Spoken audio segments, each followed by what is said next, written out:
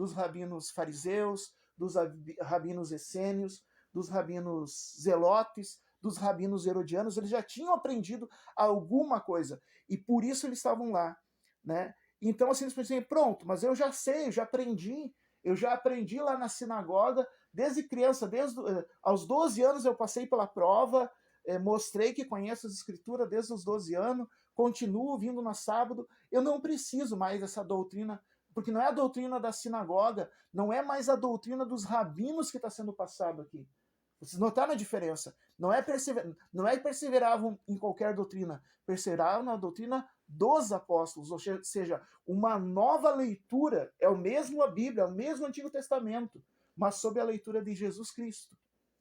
Então, por mais que eles já conhecessem, eles percebiam, não, peraí, eu preciso entender o que os apóstolos estão ensinando. Então, eles perseveravam na doutrina. Eles perseveravam na doutrina dos apóstolos.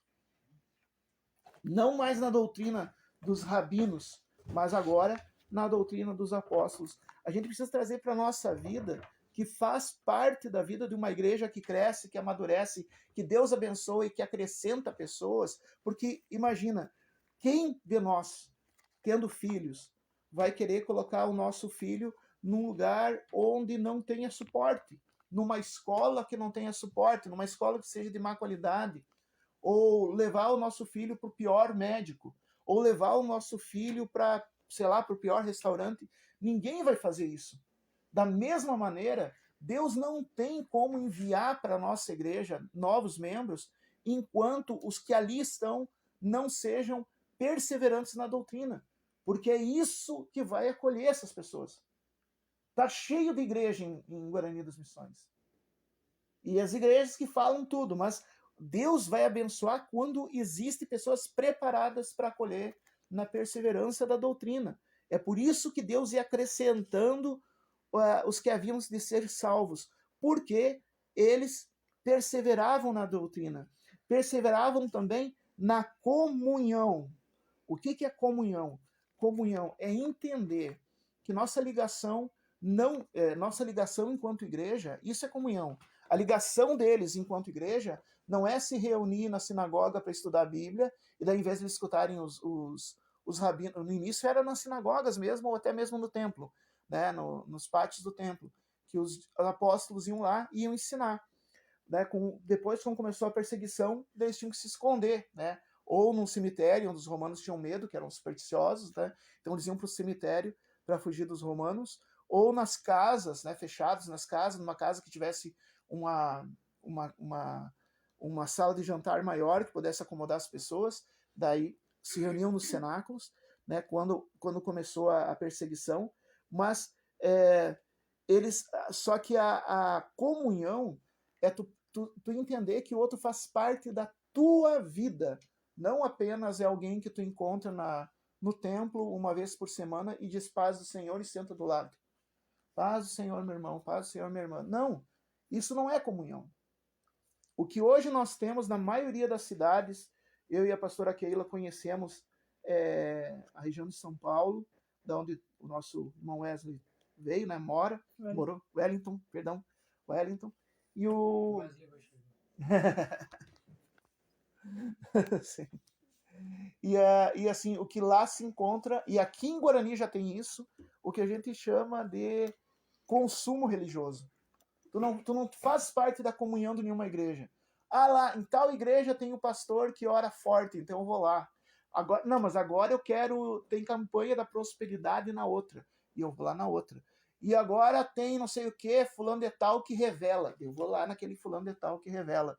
Ou seja, é um consumo religioso. É que nem tu ir num supermercado e tu chega com o carrinho e diz, isso eu quero, isso eu não quero, então eu passo adiante. Só que isso não é essa igreja.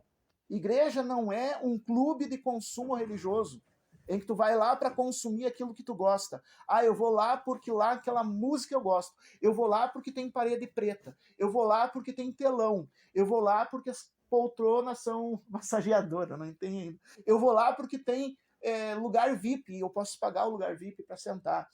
Então, não é isso. Isso não é igreja, sabe? A palavra do Senhor diz que eles perseveravam na comunhão. Ou seja, era como se fosse uma grande família estendida. Eles tinham contato um com o outro, além dos serviços litúrgicos, dos serviços religiosos que eles participavam.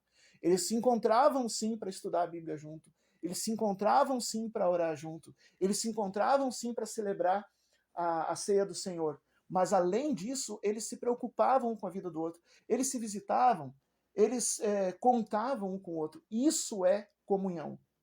Isso é comunhão.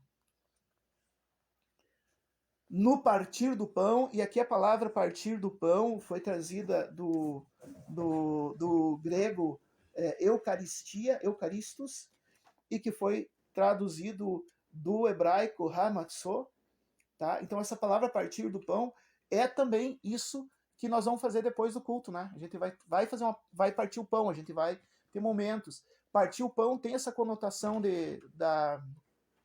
como é que é o nome daquela palavra? Comensalidade, que é a comunhão através da mesa, a comunhão da mesa, um ato de comunhão. Quando a gente quer comemorar alguma coisa, a gente geralmente tem comida junto. Então, existe essa questão da comensalidade. Partir do pão, eucaristos, hamatzó, tem a ver também com cuidar a necessidade daqueles que não têm e cuidavam, tem isso. Mas, especificamente, o partir do pão está falando de celebrar a ceia do Senhor.